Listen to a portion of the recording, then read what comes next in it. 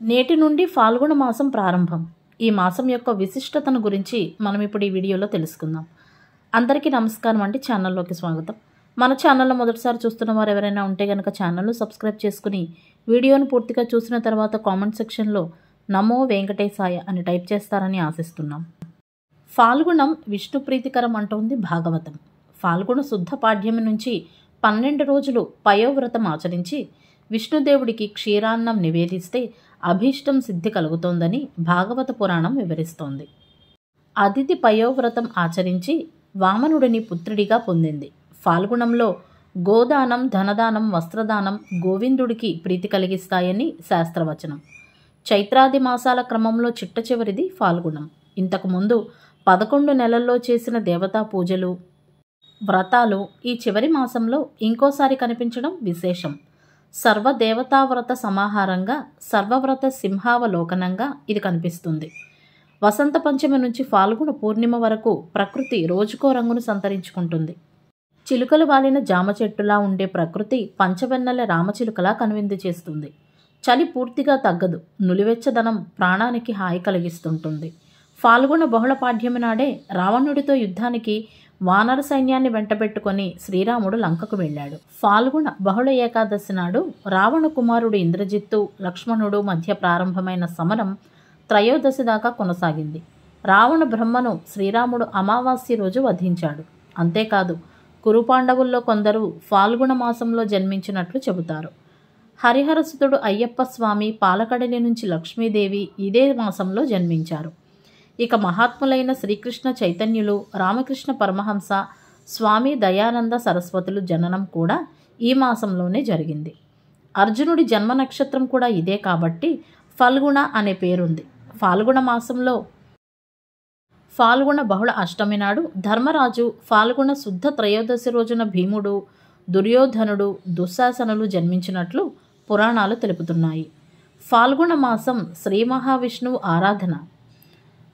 నరాడోలా గతం దృష్ట్యా గోవిందం పురుషోత్తమం ఫాల్గుణ్యాం ప్రయతో భూత్వా గోవిందస్య పురం వ్రజేత్. అనగా శ్రీ మహావిష్ణువుకు ఇష్టమైన మాసాల్లో ఫాల్గుణం ఒకటి. పూర్ణిమ తిథిలో చంద్రుడు పూర్వ ఫల్గుణి లేదా ఉత్తర ఫల్గుణి నక్షత్ర సమీపంలో సంచరిస్తే ఆ మాసాన్ని ఫాల్గుణిగా పరిగణిస్తారు. గోవింద వ్రతాలను విరివిగా చేస్తుంటారు. విష్ణు పూజకు పయోవ్రతం విశిష్టమైంది. దీన్ని శుద్ధ పాడ్యమి నాడు ప్రారంభించి 12 రోజుల పాటు కొనసాగిస్తారు. సమీపంలోని నదుల్లో స్నానమాచరించి సూర్యుడికి అర్ఘ్యమిచ్చి విష్ణువును షోడశోపచారాలతో పూజించి పాలను నైవేద్యంగా సమర్పించడం సంప్రదాయం. పయస్సు అంటే పాలు. అదితి ఈ వ్రతం ఫలితం వలనే వామనుడు జన్మించాడట. లక్ష్మీనారాయణులు పార్వతీ పరమేశ్వరుల్ని శుద్ధ తదియనాడు పూజించి నైవేద్యం సమర్పిస్తారు.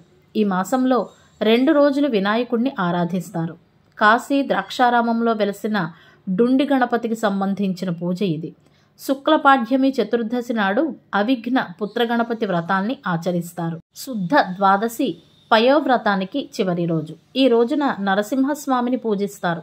దివ్యౌషధంగా భావించే ఉసిరిని శుద్ధ ఏకాదశి నాడు పూజించి ఆ చెట్టు వద్దనే అమలక ఏకాదశి వ్రతం నిర్వర్తిస్తారు.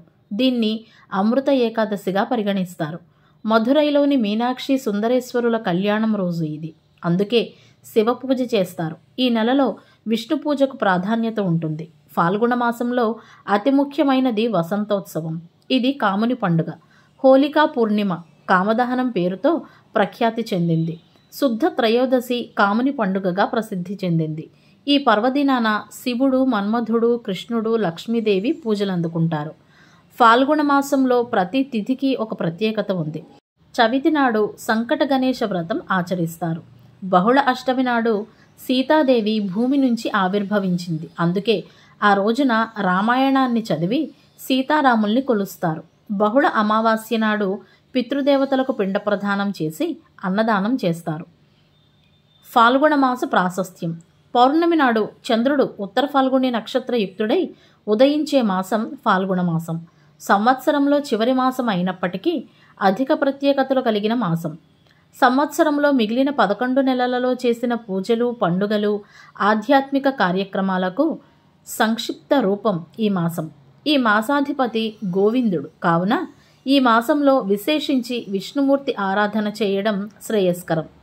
గో వేదాలు, గోవులు విందహ రక్షించేవాడు గోవిందుడు. అంటే ఈ సమస్త జీవకోటికి పూజనీయమైన వేదాలను, గోవులను రక్షించేవాడు. అంతేకాకుండా మనలని రక్షించి ఆత్మతత్వాన్ని తెలియచేసేవాడు. ఈ మాసంలో అచ్యుత, అనంత, గోవింద అనే నామస్మరణ ఎంతో శుభ ఫలితాన్ని ఇస్తుంది. వసంత ఋతువు ఆగమనానికి ముందు వచ్చే ఈ మాసంలో ప్రతి దినము ప్రత్యేకమే. ఈ మాసంలో ఆచరించే కొన్ని ప్రత్యేకమైన వ్రతాలు, పర్వదినాలు, విశేషమైన రోజుల గురించి ఇప్పుడు తెలుసుకుందాం. ఫాల్గుణ శుద్ధ పాడ్యమి మొదలు ఫాల్గుణ శుద్ధ ద్వాదశి వరకు పయోవ్రతం ఆచరిస్తారు. భాగవతం అష్టమ స్కందం ప్రకారం బలిచక్రవర్తి చేతిలో తన కుమారులు అయిన ఇంద్రాది దేవతలు పరాజయం పాలవడం భరించలేని అదితి కశ్యపుణ్ణి బలిగర్భం అణచే కుమారుణ్ణి ప్రసాదించమని వేడుకొనగా కశ్యపుడు ఈ పయోవ్రతాన్ని ఆమెకు ఉపదేశించాడు. ఆమె దాన్ని పాటించి వామనుడిని కుమారుడిగా పొందింది. ఈ వ్రతంలో ఫాల్గుణ శుద్ధ పాడ్యమి మొదలు ద్వాదశి వరకు లక్ష్మీనారాయణులని షోడశోపచారాలతో పూజించి కేవలం వారికి నివేదించిన పాలు మాత్రమే ఆహారంగా స్వీకరిస్తారు. ఆ 12 రోజుల అనంతరం హోమం చేసి బ్రాహ్మణులను పూజించి సమారాధన చేస్తారు. ఈ రోజులలో గో, వస్త్ర, ధన దానాలు శక్తి కొలది చేస్తారు. ఫాల్గుణ మాసం శుద్ధ విదియ నుండి యాదాద్రి లక్ష్మీ నరసింహస్వామి వారికి అంగరంగ వైభవంగా బ్రహ్మోత్సవాలు జరుగుతాయి. ఫాల్గుణ శుద్ధ చవితి రోజు వినాయకుడిని పూజించే అవిఘ్న వ్రతం లేదా పుత్రగణపతి వ్రతం చేస్తారు. ఆ రోజున ఉపవాసం ఉండి సాయంకాలం స్వామిని షోడశోపచారాలతో పూజించి ప్రసాదం స్వీకరిస్తారు. ఈ వ్రతం చేయడం ద్వారా వారికి ఉన్న ఆటంకాలు తొలగుతాయి. మరియు పుత్ర సంతానం కాంక్షిస్తూ చేసేవారికి స్వామి పుత్ర సంతానం ప్రసాదిస్తాడని ఆధ్యాత్మిక గ్రంథాలు చెబుతున్నాయి. ప్రతి ఏటా తిరుమలలో ఫాల్గుణ మాసంలో శుద్ధ ఏకాదశి నుండి పౌర్ణమి వరకు 5 రోజుల పాటు స్వామివారి తెప్పోత్సవం నిర్వహిస్తారు.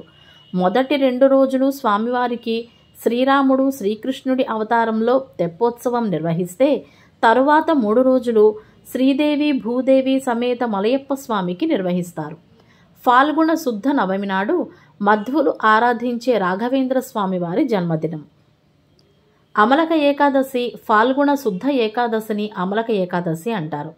అమలక లేదా ధాత్రీఫలంగా పిలుచుకునే ఉసిరిని విష్ణు స్వరూపంగా భావించి ఈనాడు ఉసిరి వృక్షం క్రింద శ్రీ మహావిష్ణువుని భక్తి శ్రద్ధలతో పూజించిన వారికి విశేషమైన పుణ్యఫలం కలుగుతుందని ఋషివాక్యం.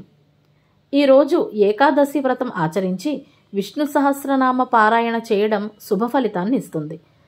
ఫాల్గుణ శుద్ధ ద్వాదశిని గోవింద ద్వాదశి, నృసింహ ద్వాదశి అంటారు. ఈనాడు గంగా స్నానం పవిత్రం. కుదరని వారు సమీపంలోని ఏదైనా నది వద్దకు వెళ్ళి గంగను స్మరిస్తూ నదీ స్నానం చేయాలి. నృసింహ కరావలంబ స్తోత్రంతో కానీ లేదా మరేదైనా నృసింహస్వామి స్తోత్రంతో కానీ స్వామిని ఆరాధించాలి. ఫాల్గుణ శుద్ధ పూర్ణిమ, మహాపూర్ణిమ, హోళికా పూర్ణిమ, డోలా పూర్ణిమ కామదహనోత్సవంగా వ్యవహరిస్తారు. ఉత్తర భారతదేశంలో హోళికా పూర్ణిమ ప్రధానంగా జరుపుకుంటారు. దక్షిణ భారతదేశంలో కామదహనోత్సవాన్ని జరుపుతారు. శివకళ్యాణం అనే మహత్తర కార్యం కోసం తపోదీక్షలో ఉన్న శివుని తపస్సును భంగం చేసిన మన్మధుణ్ణి తన 3వ నేత్రంతో భస్మం చేసింది ఈనాడే. మరియు మన్మధుని భార్య రతీదేవి కోరిక మేరకు ఆమెకొక్కదానికి అతడు కనిపించేలాగా వరము ఇచ్చాడు శివుడు. మనలో ఉన్న కామ క్రోధాదులనే అరిషడ్ వర్గాలని దహనం చేసి ప్రశాంతమైన జీవనం సాగించాలని కోరుతూ శివుని ప్రార్థిస్తూ చేసే ఉత్సవమే ఈ కామదహనోత్సవం. అంతేకాకుండా రాబోయే వసంతాగమనాన్ని పురస్కరించుకుని కూడా ఉత్సవం చేస్తారు. ఈ ఉత్సవం వెనుక ఒక కథ ఉంది. ఒకసారి పార్వతి తన ప్రభావం చేత శివుని కళ్ళు మూతపడేటట్లు చేసింది. శివుని కళ్ళు మూతపడినందువలన జగమంతా అంధకార బంధురమైంది. శివుడు కోపగించుకోవడంతో అలిగిన పార్వతీదేవి కాంచీపురానికి వచ్చి తిరిగి శివుని అభిమానాన్ని పొందేందుకు ఒక మామిడి చెట్టు క్రింద కూర్చుని తపస్సు చేయడం ప్రారంభించింది. ఒకానొక ఫాల్గుణ పూర్ణిమ నాడు మామిడి చెట్టు కింద పార్వతీదేవి ప్రాయశ్చిత్త కర్మకాండను పూర్తి చేసింది. అప్పుడు సంతసించిన శివుడు పార్వతిని అనుగ్రహించాడు. అప్పటి నుంచి కాంచీపురంలో ఫాల్గుణ పూర్ణిమ ఉత్సవం జరుగుతుంది. ఈ ఉత్సవాన్ని చూసేందుకు దేశం నలుమూలల నుంచి భక్తులు వస్తుంటారు. ఫాల్గుణ మాసంలో ఈ విధమైన పూజలను దానాలను చేయడం వలన అనంతమైన పుణ్యఫలాలు లభిస్తాయని శాస్త్రవచనం. ఉత్తర భారతదేశంలో హిరణ్యకశిపుడి చెల్లెలైన హోళిక విష్ణు భక్తుడైన ప్రహ్లాదుణ్ణి చంపబోయి తానే దగ్ధమైన సంఘటనకి గుర్తుగా చెడుపై మంచి సాధించిన విజయానికి సంకేతంగా జరుపుకుంటారు. ఆ రోజు సాయంకాలం మంటల్లో హోళికని దగ్ధం చేసే కార్యక్రమం జరిపి మరునాడు ఒకరిపై ఒకరు రంగులు చల్లుతూ మిఠాయిలు పంచుతూ ఆనందంగా కాలం గడుపుతారు. హోళికా పూర్ణిమ రోజు చందనంతో కూడిన మామిడి పూత అనగా చూతకుసుమ భక్షణంను స్వీకరించాలని శాస్త్ర గ్రంథాలు చెబుతున్నాయి. ఈరోజు శ్రీకృష్ణుని ఊయలలో వేసి ఆరాధించే ఉత్సవంగా డోలా పూర్ణిమ చేస్తారు. తమిళనాడులోని మధురైలో మీనాక్షి సుందరేశ్వరుల కళ్యాణం జరిగిన రోజు కనుక కళ్యాణ పూర్ణిమ అని కూడా అంటారు. ఈరోజు మధురైలో అమ్మవారి అయ్యవార్ల కళ్యాణం జరుపుతారు. ఫాల్గుణ బహుళ విధియ నాడు లక్ష్మీదేవి పాలకడలి నుంచి ఉద్భవించిందని చెప్పబడింది. ఆ రోజు కనకధారా స్తోత్రం చదువుకోవడం సత్ఫలితాలను ఇస్తుంది. ఫాల్గుణ బహుళ అష్టమి రోజునే సీతాదేవి జనకునికి నాగేటి చాలులో దొరికిందని, కావున ఆనాడు సీతాదేవి జన్మదినంగా కూడా జరుపుకుంటారు. ఫాల్గుణ మాసంలోనే రామరావణ యుద్ధం జరిగింది. మహాభారతంలో కూడా అతిరథ మహారథులైన అనేక మంది వీరులు ఫాల్గుణ మాసంలోనే జన్మించారు. ఫాల్గుణ బహుళ అమావాస్య రోజును కొత్త అమావాస్య అంటారు. ఆ రోజు కొత్త సంవత్సరానికి వ్యవసాయ పనులు ప్రారంభిస్తారు. ఆ రోజు పితృదేవతలకి తర్పణాలు ఇస్తారు. ఇలా ఎన్నో విశిష్టతలను పొందుపరుచుకున్న ఫాల్గుణ మాసంలో భక్తి తత్పరతలతో ఆ భగవానుని సేవించి ఆయన కృపకు పాత్రులమవుదాము. నమో వెంకటేశాయ. లోకా సమస్తా సుఖినో భవంతు. సర్వం శివార్పణం.